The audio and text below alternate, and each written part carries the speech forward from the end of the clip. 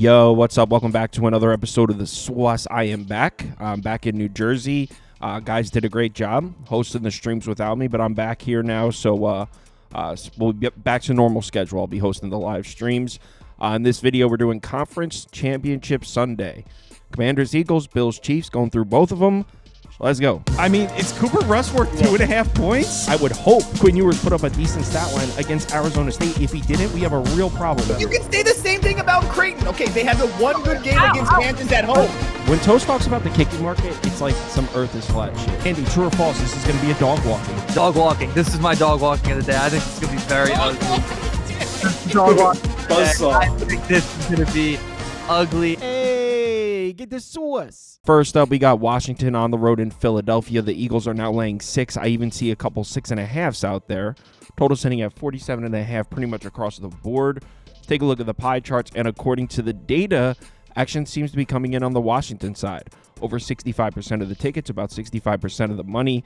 As I always say, take this data with a grain of salt. So let's get into this matchup, and we'll start with the Eagles offense against the Washington defense. And obviously, Philadelphia has the edge on this side, right? I mean, 11th in yards per play, 13th in success rate. The Washington defense, 14th and 16th. So maybe not quite a huge gap, but we know that Philadelphia definitely has the slight edge on this side of the ball. Injury-wise, the Eagles should be at full strength here. The center, Juergens, is listed as questionable, but he practiced on Friday, so it looks like Juergens is going to play. Daron Payne has just been ruled out for Washington at defensive tackle, so they're missing a piece on the defensive line, although he was banged up for the line. He got hurt in the Bucs game, and then he tried to play in the Lions game, and he wasn't 100%. So he wasn't really active in the Detroit game either, but Daron Payne has been ruled out for this one. All right, so obviously when we're talking about the Eagles offense against the Commanders defense, we're talking about the run game, right? We're talking about Saquon Barkley, and I think it's interesting to point out what just happened last week. Look at this matchup. You got the Commanders defensive front against the Detroit Lions run game, and that offensive line, that's a mismatch right there. I mean, the Commanders' defensive front, 23rd in adjusted line yards, 29th in run defense grade, 31st in yards before contact. The Detroit offensive line, probably the best in the NFL when it comes to creating space in the run. First, third, and third. So this is a mismatch here. Compare them to the Eagles, and you could even say Detroit's run game, their offensive line is even better than Philadelphia. At least on paper it has been this year. So Washington just saw their toughest matchup on paper in terms of stopping the run, and they won the game. Here's the thing, they did not win the game with their run defense. In fact, it was quite the opposite. Lions did whatever they wanted on the ground. 201 rushing yards in the game, 8.7 yards per carry, 8.7, almost 61% success rate per rush. So the Washington most definitely did not stop the Lions' run game at all. In fact, it was one of the Lions' most impressive rushing performances of the entire season. They couldn't stop the Lions' run game at all in this one. So now we're looking at a Commanders run defense that in the playoffs, they're allowing 151 rushing yards per game, 6.29 yards per carry against an Eagles offense who in the playoffs is averaging 6.7 yards per carry, 227 rushing yards per game. Starting to look like Washington doesn't have much of a chance of stopping Philadelphia on the ground here. And I mean, that definitely makes sense. They were unable to stop the Eagles' run game during the regular season also. In their 2 games against Washington this year, the Eagles are averaging 5.6 yards per carry, 220 rushing yards per game. Success rate per rush down to 37% is actually pretty good for Washington, but they were unable to stop the Eagles' run game during the regular season. The run defense really hasn't looked much better in the playoffs so far. So, I mean, Philadelphia is going to be able to run the ball in this game. On paper, the Eagles should not have problems running the football. So, how did Washington win that game last week against Detroit? I mean, we just saw it. The Lions were averaging 8.7 yards per carry. So, how did the Commanders possibly win that game? Well, number one, obviously the Commanders' offense won the game a lot more so than the defense. But number two, and this is where the matchup gets interesting, there is one thing that Washington's defense did really well last week on the road at Detroit. Check this out. Jared Goff at home against the Commanders' defensive front. He was pressured on over 44% of his dropbacks with just a 20.5% blitz rate. So Washington was not sending many extra rushers and still putting consistent pressure on Jared Goff against the Lions' offensive line. And it was definitely disruptive. In fact, Jared Goff was awful under pressure in that game. When pressured last week against Washington, Jared Goff was 8 of 18, 114 yards, 1 touchdown, 2 picks, a 44 passer rating. So Washington's front four, without sending extra rushers, were able to win their battles in terms of pressuring the passer, put consistent pressure on Jared Goff, and disrupt the passing attack. Now, here's where it gets interesting. we pull up these two quarterbacks and do a comparison of their regular season numbers, Jared Goff was significantly better than Jalen Hurts handling pressure so far this year. Well, actually, this is just the regular season, these graphics here. Jared Goff, 8th in the NFL in yards per pass attempt under pressure, 8th in pass rating under pressure, 12th in pressure to sack rate. Look at Jalen Hurts' numbers under pressure. 28th in pressure to sack rate, 33rd in yards per attempt, 29th in turnover-worthy play rate. So the Commanders' defensive front four were able to win their battles against the Lions' offensive line, I believe they were missing Zeitler in that game, the right guard, he was out, but still, the Commanders' defensive front four, without sending extra rushers, were able to win their battles and put pressure on Jared Goff and disrupt the Lions' passing attack. I mean, is it that crazy to suggest they could do the same thing to Philadelphia and Jalen Hurts, a guy who has shown us he gets rattled under pressure this year? I don't think it's that crazy, and it's not like Jalen Hurts has had all these clean pockets to throw from. In fact, in the 2 playoff games this year, he's being pressured on over 46% of his dropbacks. Jalen Hurts has actually been under pressure so far this year, and just like Jared Goff against the Commanders, he's been pretty terrible handling it, just like he was in the regular season. He's been pressured on 25 dropbacks in these playoffs. He's 4 of 13, 41 yards with a 40.9 passer rating. So Jalen Hurts struggles to handle pressure. They've carried over from the regular season. We're seeing the same thing in the playoffs, and we're seeing a Commanders defensive front four. Yes, they're missing Daron Payne, but they didn't really have him or have a healthy Daron Payne last week either, and they were incredibly disruptive in terms of the pass rush. So I think if you're going to drop Jalen Hurts back to pass, that Washington's defensive front four is able to make some plays. We just saw him do it last week. And by the way, this Washington defense has made some adjustments in the playoffs, and it actually might be a tough matchup for Jalen Hurts on paper. So during the regular season, they were running 2 high safety looks at 45.9% of the time. In the playoffs, over 65%. So they're running a ton of 2 high safety looks in the playoffs. That's bad news for Jalen Hurts. He's much better against single high safeties. You can see here, 5th in completion percentage, 6th in yards per attempt, 6th in passer rating. Against 2 high safeties, 22nd, 17th, and 23rd. Another thing we're seeing from Washington's defense in these playoffs, or I should say another thing we're not seeing from Washington's defense, is man coverage. During the regular season, they ran man coverage over 36% of the time. When they brought in Lattimore and he was finally healthy and saw the field, it was looking like Washington was going to run a lot of man coverage. Well, in the playoffs, we've seen a huge drop-off here. In fact, in the playoffs, Washington is running man coverage on just 17.4% of their snaps, less than half of their regular season frequency, which is more bad news for Jalen Hurts. He's much better against man coverage, 6th in completion percentage, 3rd in yards per attempt, 2nd in passer rating. Against zone coverage, 18th, 17th, and 14th. Look at the touchdown to interception ratio here. Against man coverage, 12 touchdowns, 1 pick. Against zone coverage, 4 touchdowns, 3 picks. Yards per attempt, 9.36 to 7.83. So a significant drop-off in production here when Jalen Hurts sees zone coverage, and we just pointed out, Washington's not running man coverage in the playoffs like they were earlier in the year. And yet another thing we're seeing from this Commanders defense in the playoffs is an increase in cover 2. In the regular season, they ran cover 2 on 18.2% of their defensive snaps. In the playoffs, over 33%. So nearly double the amount of cover 2 we're seeing from Washington in the playoffs, which is more bad news for Jalen Hurts. Against cover 2, he's 22nd in completion percentage, 24th in yards per attempt, 24th in passer rating. He's got 0 touchdowns, 1 interception on the season against cover 2. You can see his overall numbers. He's top 10 in those 3 categories, 18 touchdowns, 5 interceptions. So more bad news for Jalen Hurts. The adjustments the Commanders have made defensively, the type of coverages we're seeing from Washington in these playoffs, Jalen Hurts has negative splits against all 3 of them. So I'm not loving this matchup for Jalen Hurts here. I do think, like I said before, Philadelphia should not have problems running the football, though. So by no means am I saying the Eagles aren't going to be able to move the ball. I just think the offense is probably going to be one-dimensional. I think Washington's defense is able to keep the Eagles' passing attack in check here. Now, here's where it gets a little tough in terms of making a prediction, because last week against the Lions, Washington was able to put Detroit in a situation where they kind of had to throw the ball.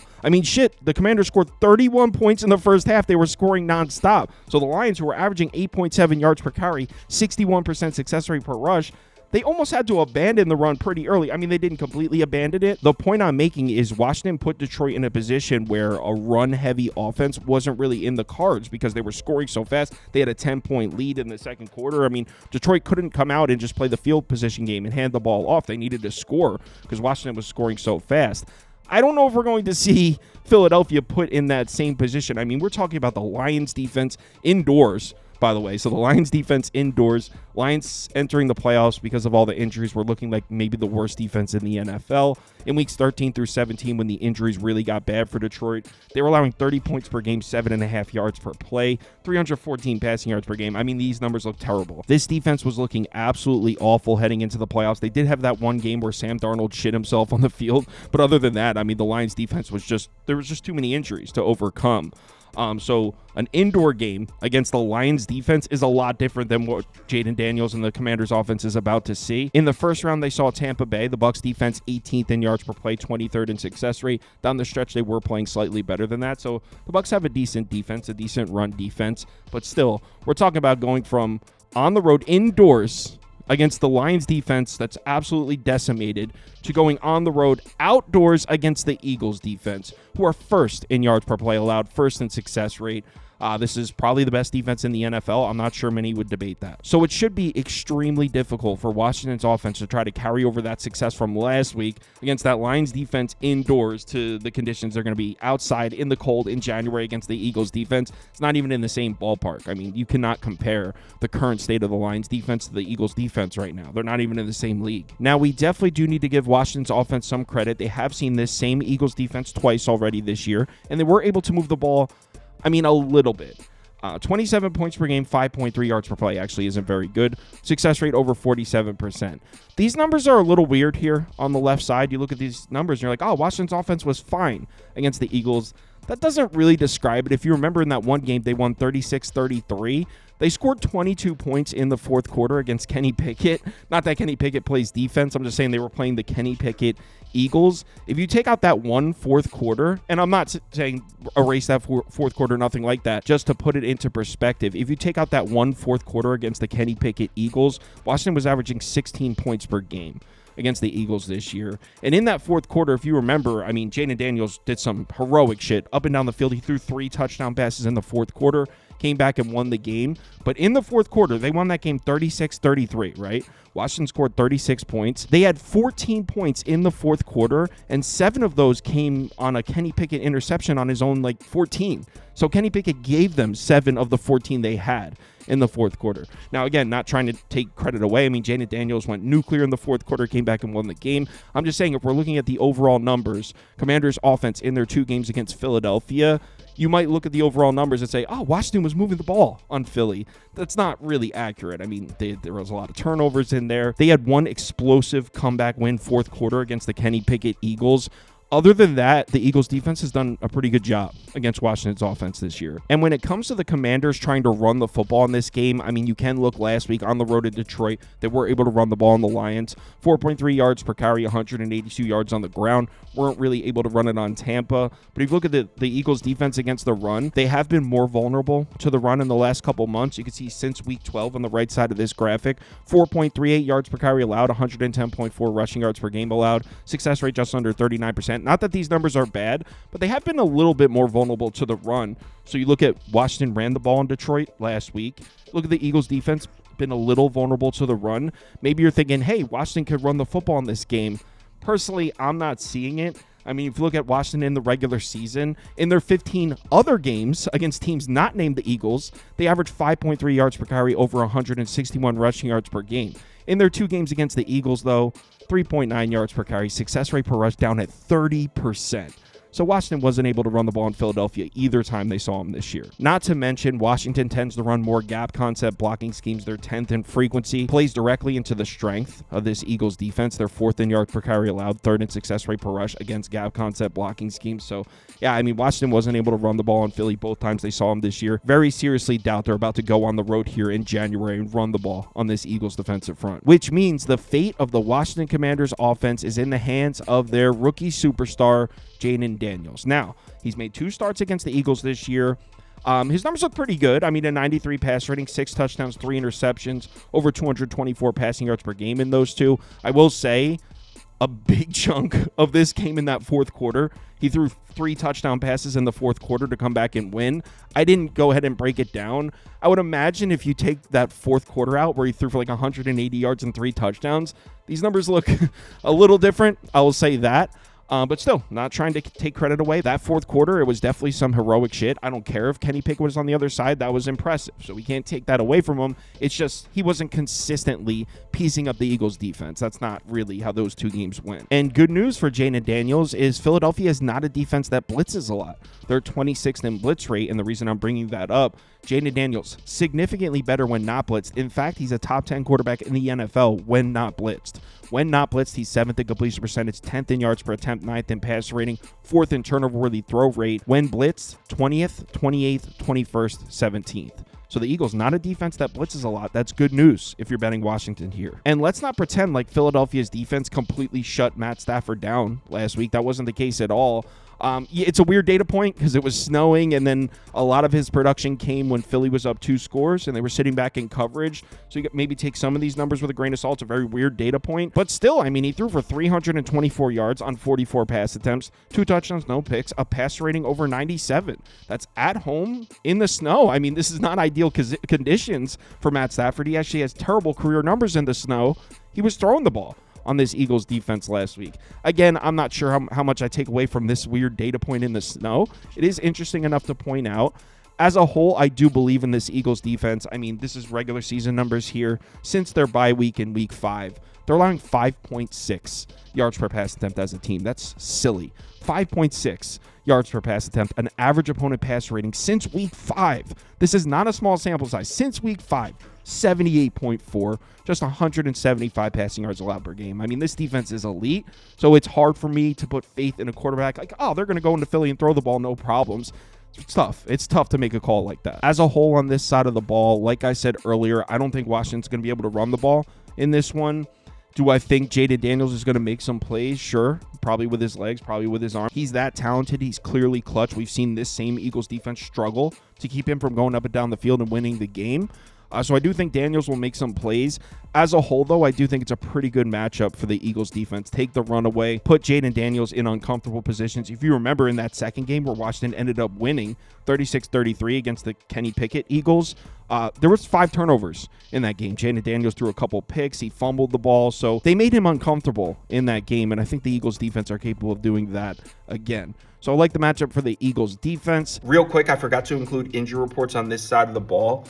Eagles defense still missing Brandon Graham, and that might be part of the reason we've seen Philadelphia, I don't want to say struggle against the run because the numbers are still fine, but we've seen Philadelphia's run defense maybe dip a little bit. Brandon Graham's one of the highest rated run defenders on the team, so that is significant. But on the Washington side, they're missing an offensive lineman, a right guard, so they're missing a piece as well. None of that changes anything. I just forgot to mention it. As far as betting this one, I bet it at open. I got Eagles minus 4.5 at open. At the current price, I still definitely lean Eagles. I'd probably still bet it at 6. Obviously, I like the 4.5 a lot better. I'm even seeing 6.5 now. I do think the Eagles win this one by more than a touchdown. So at 6, I'll still pick Eagles. Kind of like the under, too, at 47.5. I think if I'm Philly, I'm handing the ball off 50 freaking times in this game. That's what Detroit wanted to do. They were unable to do it because Washington just kept scoring. I don't think that's going to happen here. If I'm the Eagles, I'm not dropping back to pass at all. I'm handing the ball off to Saquon Barkley. Should see some long, sustained drives from Philadelphia here. So give me the under. I like the Eagles and the under 47.5. Next game. Now let's move on to what I assume most people would say is the better game here. Buffalo on the road at Kansas City. Chiefs are currently laying, it's either 2 or 1.5. There were 2.5s open for a little bit throughout the week, but right now I'm seeing 1.5s and 2s. Total sitting at 48.5 across the board. Let's take a look at the pie charts, and according to the data, everyone's betting the Bills. 80% of the tickets, over 80% of the money. Wow. As I always say, though, take this data with a grain of salt. So let's get into this one, and we'll start with some injury reports with the Bills offense and positive news here on this side of the ball for both teams. Bills offense should be at full strength here. No injuries to Buffalo offensively, and same goes for Kansas City's defense. No injury designations on the Chiefs defense. So as far as Bills offense versus Chiefs defense, both units at full strength here. So let's match them up on the field, and we'll start with the full season, regular season numbers here. Buffalo's offense, 6th in yards per play, 7th in success rate. Should have the slight edge here against the Chiefs defense, 9th and 13th. Now, what was especially impressive last week from this Buffalo offense was their ability to run the ball on Baltimore's defensive front. They ran 58 offensive plays, 36 of them were rushes. So Joe Brady came out looking to run the football on this Ravens defense, one of the best run defenses in the NFL, and they were able to do so. 147 yards on the ground, 4.1 yards per carry, 3 rushing touchdowns in the game, 55.9% success rate per rush, would be first in the NFL by a mile on a season-long basis. So Buffalo came out running the ball on the elite Baltimore Ravens run defense, and they were able to find success doing so. So this Bills run game is definitely a problem. If you remember, they struggled to get the run going the first handful of games. Second half of the year, Bills had a pretty elite rushing attack, pretty consistent rushing attack. And I know you might be thinking, well, Kyle, the Chiefs defense is great against the run. And you're not wrong by saying that. They're 4th in yards per carry, 13th in success rate per rush. But look at their run defense in comparison to Baltimore's run defense. Baltimore's 1st in yards per carry allowed, 1st in success rate per rush. Buffalo was just able to run the ball on this Ravens defense. So it's looking like they're probably going to be able to run the ball on the Chiefs. Now, I know you might point at week 11 and say, Kyle, the Bills were unable to run the ball in Kansas City earlier in the year. And you'd be right in saying that. Week 11, 3.7 yards per carry, just 106 rushing yards in the game. Success rate below 38% per rush. This is not a good rushing performance here from the Bills offense. So you might point at this and say, oh, Kyle, the Bills can't run the ball in Kansas City. They already tried. They couldn't do it. But you know who else the Bills couldn't run the ball on in the regular season? Baltimore. In week 4, when on the road to Baltimore, were held to 3.5 yards per carry, just 81 rushing yards in the game. So they couldn't run the ball on the Ravens earlier in the year either. Had no problems doing it last week. Like I said, this Bills rushing attack has gotten better as the season progresses. Second half of the year into the playoffs, I mean, this is looking like a pretty unstoppable rushing attack. Not to mention, this Kansas City run defense has kind of been trending in the wrong direction for, a couple months now. Weeks 3 through 11, they were looking like one of the best run defenses in the NFL, allowing under 3.4 yards per carry, under 27% success rate per rush, under 75 rushing yards per game. Elite numbers against the run. But look at the last chunk of the regular season here, weeks 12 through 18, allowing over 4.8 yards per carry, over 125 rushing yards per game. So this Chiefs run defense, full season numbers look great. Just isolated to the last chunk of the season, not looking that great. And we just saw Houston running the ball in Kansas City last week. Joe Mixon and the Texans rushing attack is not exactly a unit that scares you. They went on the road to Kansas City, 149 yards on the ground, 50% success rate per rush, 5.1 yards per carry. So Houston came into Arrowhead and didn't have problems running the ball in this Kansas City defense. How are they going to make stops against Buffalo? And we know Joe Brady is going to be disciplined, stubborn, sticking to the run game because he's shown us that's what he wants to do. In 4 games, so James Cook has played 4 playoff games under Joe Brady as OC. In those games, he's averaging 19 rush attempts per game. So it's very clear Joe Brady in these playoff games, he wants to hand the ball off. James Cook averaging over 81 rushing yards per game. Prop Beaver likes James Cook's over rushing yards, by the way. He got it like 54.5, I think, 60 plus at plus money. So yeah, I expect Joe Brady to hand the ball off to James Cook. And based on what we've seen from the Chiefs defensive front in the last couple months, Bills should definitely be able to run the ball on this Kansas City defense. I will say you should never sleep on Spagnuolo in the playoffs, though. He's a tricky guy, and he figures out a way to outcoach his opponents in these big games. So I wouldn't be surprised if the Chiefs come out and they're able to stop the run. But based on what we have, based on what we've seen the last couple months, Bills should be able to run the ball on the Chiefs. Now, what do we think about the matchup for Josh Allen throwing the ball on this Kansas City defense? Well, I'm sure you know Josh Allen having an MVP level season, being talked about for MVP. I will say, if you isolate it to just the games where he's seen stronger defenses, Buffalo's played 4 games against top 12 rated defenses, and they've actually played 5. But the 5th one is Detroit in week 16, I think it was. And that version of the Detroit Lions defense was most definitely not a top 12 defense. They might have been bottom 5. So I took that one out. In those 4 games against top 12 defenses this year, Houston, Baltimore, Kansas City, Seattle. In those 4 games, Buffalo averaged just 6.4 yards per pass attempt as a team, average passer rating under 79. So the passing numbers didn't look all that great when Buffalo saw great defenses this year. You can see on the right side of this graphic, Josh Allen definitely racked up a lot of stats in the games against the lesser defenses. Not trying to take credit away from him, just pointing out the numbers here. That being said, Denver is most definitely a top 12 rated defense, and in the wild card round, Josh Allen didn't have any problems there. Just under 77% completions, 272 yards, 10.5 yards per attempt, 2 touchdowns, pass rating over 135. Against a great Denver defense, he looked great. But then we follow that up against a good Baltimore defense, and Josh Allen didn't do all that much. Not that he was terrible, but 16 of 22, 127 yards. Didn't do much on the ground either. Just an 86.7 passer rating. So if you look at Josh Allen's games against tougher defenses this year, it's not all that great. Now, I will say that on paper, this should be a pretty favorable matchup for Josh Allen. This Chiefs defense is anchored by its pass rush. I know this graphic doesn't really show it, but they're kind of like the Steelers where teams get the ball out of their quarterback's hands fast, so they're not able to record pressures. We'll talk about it in a second. But the reason I'm saying this should be a favorable matchup for Josh Allen is Buffalo's offensive line's been great in pass protection this year. That's number one. They're 5th in pass blocking grade, 1st in adjusted sack rate. Here's the numbers I was talking about. So the Chiefs are 19th in pressure rate or whatever, but they're 3rd in time to pressure, 5th in time to throw. So opposing quarterbacks game plan to get the ball out quickly against this Chiefs defense. They game plan around the pass rush. This is a very good pass rush, top 10, maybe even top 5. But like I said, the Bills' offensive line's been great in pass protection, and Josh Allen's been great handling pressure. 8% pressure to sack rate in the regular season. Dude does not take sacks. He's 8th in the NFL in yards per attempt under pressure. Turnover-worthy play rate jumps up to 5% under pressure, so there's something. If you're back in Kansas City, maybe you're looking for a Josh Allen turnover. But another thing I like for Josh Allen on this same graphic, look at the top right, blitz rate. 3rd in the NFL. Spagnuolo loves sending those blitz packages, and Josh Allen's much better when blitzed. When blitzed this year, he's 16th in yards per attempt, 7th in passer rating. When not blitzed, 12th and 18th. So you like to see that if you're betting Buffalo. Josh Allen's handled the blitz fine this year. Also, another thing Kansas City's defense does a lot of is 2 high safety looks, over 61% frequency, 2nd most in the NFL. Josh Allen's been better against 2 high safeties. Against single high safeties, he's 33rd in completion percentage, 17th in yards per attempt, 14th in passer rating. Against 2 high safeties, 24th, 7th, and 7th.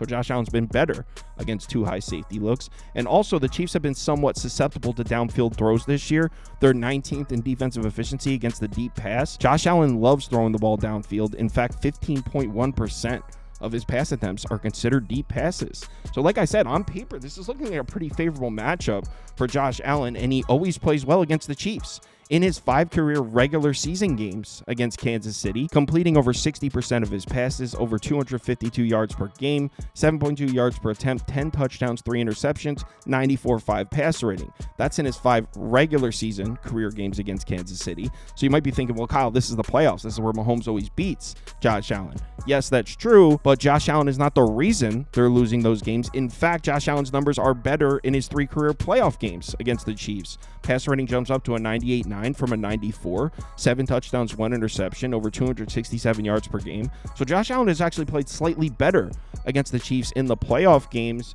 He's got great history against Kansas City. It's a good matchup for him on paper. I'm a little scared of Spagnuolo in these playoff games. He's a tricky guy, but I do think on paper Buffalo's going to be diligent and sticking to the run. I think they're going to have success running the ball, and I think Josh Allen is in a favorable position. So I think Buffalo's going to move the ball in this game. I think they're going to score points. Now let's flip it over to the other side and take a look at the matchup for Patrick Mahomes and the Chiefs offense against Buffalo's defense. On paper, these two units are pretty close. I mean, Buffalo's defense 18th in yards per play, 18th in success rate. Kansas City's offense 21st and 8th. So slight edge to the Chiefs offensively, but not much based on the full season raw data. Patrick Mahomes in his last 7 starts, 12 touchdowns, no interceptions, no fumbles lost. Protects the football, and he moves the chains on 3rd down. That's how you win football games. Doesn't always look pretty. That's what Mahomes has been doing, and obviously it's working. I will say the Chiefs' offense was pretty awful last week. I mean, that was not a good offensive performance from Kansas City. They were held to 212 total yards in the game. 4.2 yards per play that'd be worse than the NFL by far. I mean, that's terrible. 38.8% success rate offensively in the game for Kansas City. That was the worst of any team last weekend in the divisional round. 8 teams played. Obviously, there were 4 games last weekend in the divisional round, and 38.8% success rate was the worst. So the Chiefs were the least successful offense last week, and not only did they win, but they covered -8.5. Now, the good news for Kansas City is Buffalo's defensive front is good. They're not Houston. In fact, we really didn't see many games where the Houston Texans defense was completely healthy. We saw it for a bit at the end of the season. They might have been the best defense in the NFL, honestly, fully healthy. We didn't see much of it this year, but I mean, they're elite pressuring the passer when they're healthy. They're elite against the run as well. Like I said, not that the Bills' defensive front is bad. It's just not comparable to Houston. So that's great news for Kansas City because they couldn't run the ball at all last week against the Texans. 2.3 yards per carry, just 50 rushing yards in the game. And this is huge because the last few times, they've only played 3. But the last 2 times the Chiefs played the Bills and beat them in the playoffs, you think Josh Allen versus Mahomes, right? When you think of this rivalry, it's actually the Chiefs have been running the ball on Buffalo when they win these games. Last season in the divisional round against Buffalo, Pacheco and I think it was Edwards-Helaire was the other one. Those 2 RBs combined for 128 yards, over 7.5 yards per carry. And the same goes a few years back. I believe it was Edwards-Helaire had a big game running the ball against Buffalo as well. So you think Patrick Mahomes versus Josh Allen shootout in these playoff games, right? We've seen a couple of those. But actually the Chiefs have been able to run the ball pretty consistently and successfully against this Bills defense historically. So the fact that Buffalo's defensive front is not Houston, I think Kansas City at home should be able to bounce back on the ground. I like the Chiefs to be able to establish the run here. I mean, it's not like the Bills were able to stop the Ravens' run game last week. 176 yards on the ground, 5.9 yards per carry, 60% success rate per rush. I mean, Baltimore had no problems running the ball in this Bills defense. And also, if you look back at the first time these two teams played back in week 11, Buffalo obviously won the game. The Chiefs were successful when they handed the ball off. They just didn't hand it off much. 4.6 yards per carry, almost 53% success rate per rush, but just 78 rushing yards in the game. So I think the Chiefs will make it a point to run the football, and I think they'll have success doing so. The question is, will that turn into points? Because we were talking about this last week.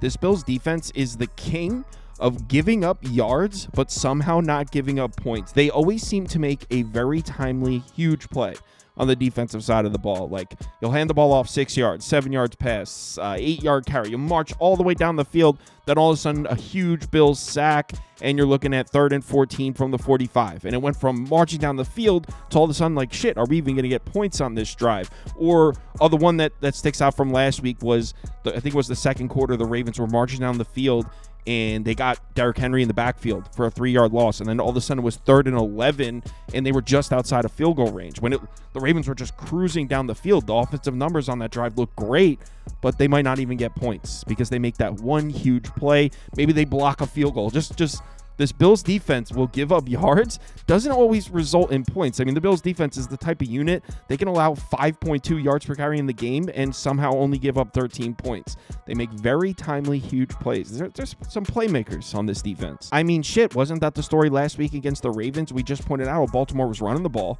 on the Bills, and it's not like Lamar Jackson's stat line is terrible. 18 of 25, 254 yards, 2 touchdowns to pick, a pass rating over 114. It's a good stat line right there. What was the story of the game? 3 turnovers to 0. That's why the Bills run right there. I mean, the Bills defense will give up some yards, but they always seem to make the big play. Regardless, though, like I said, I do expect the Chiefs to run the ball. I expect to see a heavy dose of Kareem Hunt, heavy dose of Pacheco. I think they're going to make it a point to run the ball, and I think they will have success doing so. Now, what about the matchup for Patrick Mahomes? Now, unlike Josh Allen, his regular season numbers against the Bills actually aren't all that great. Actually, his last 4 regular season games against the Bills aren't very good. His first career regular season game against the Bills, he had a great game. Since then, in the regular season, I mean, not that these numbers are bad, but 260 yards per game, 10 touchdowns, 7 picks, passer rating under 86. But this is Mahomes in the playoffs, and Mahomes plays very well against this Buffalo team in the playoffs.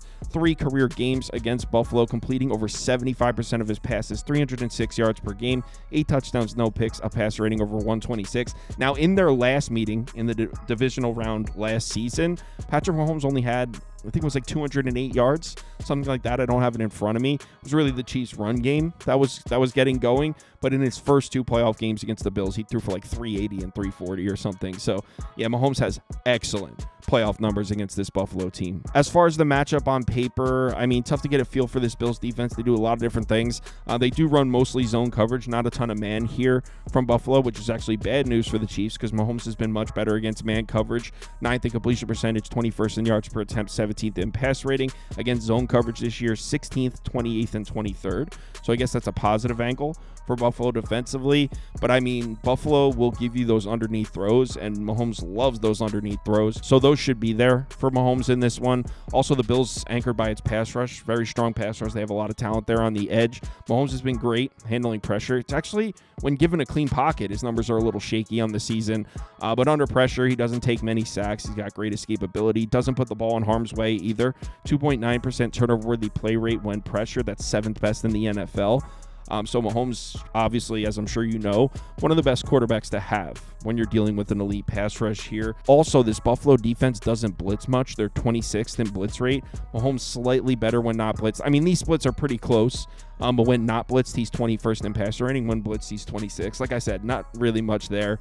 On paper, it's an okay matchup for Mahomes. Not really much to take away. What makes it really tough to back this Buffalo defense against Mahomes, specifically the secondary, is, I mean, Taylor Rapp's been ruled out. Benford's listed as questionable, so they're a little banged up in the secondary. And I mean, I think Mahomes would be able to throw in this secondary healthy when the secondary's healthy. So the fact that they might be missing a piece or two, definitely don't like that. I mean, it's Mahomes in the playoffs. It's Bills Chiefs. I expect Mahomes to be fine. I expect it, like I said, I expect the Chiefs to be able to run the ball. I think they're going to be able to move the ball right back here on Buffalo, which brings us to the bet. Well, just like the other game, I bet this one at open. I got the over at 47.5. It's at 48.5 now. So I got CLV on both my bets so far.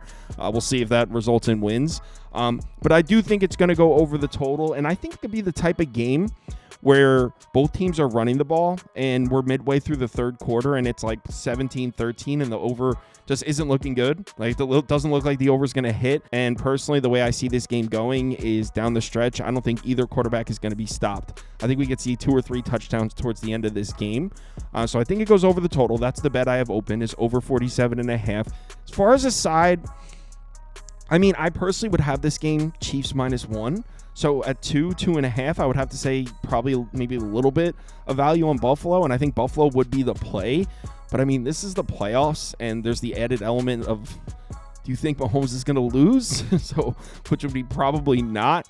So if I was to bet the game, I would want Bills +3. Give me that and I'm in. We're not going to get that. But I would bet the Bills at +3 because I could see Mahomes winning on a game-winning field goal. So I would bet the Bills at +3. Maybe Chiefs money line. I really don't want to bet the Chiefs, but if you're going to give me a money line close to the pick, maybe a Chiefs money line. I think I'm just going to rock with my over, though. We'll talk about it on the live show. I'll try to find something, maybe a SGP or something. But as of right now, I just have the over, slightly leaning towards the Chiefs as far as a side. Chiefs money line. I don't know if I actually bet that, though. See you all on the live show, 11 a.m. Eastern time. Thanks again for the support these last few days. These guys did a great job with the streams, and you guys watching and commented, and thank you, truly. Network ran great without me the last 3 days. Definitely pumped about that. Yeah, see you all 11 a.m. Eastern time. If you want to see all my open bets, head over to KyleKirms.com and click on open bets. Just click on sauce. You'll see mine, but you can click on anybody's name, and it'll show you their open bets. That's right on the website. Hit me up in the Discord if you need me. Please remember to bet responsibly. We had a great divisional weekend. I had a terrible wild card weekend. Bounced back, had a great divisional weekend.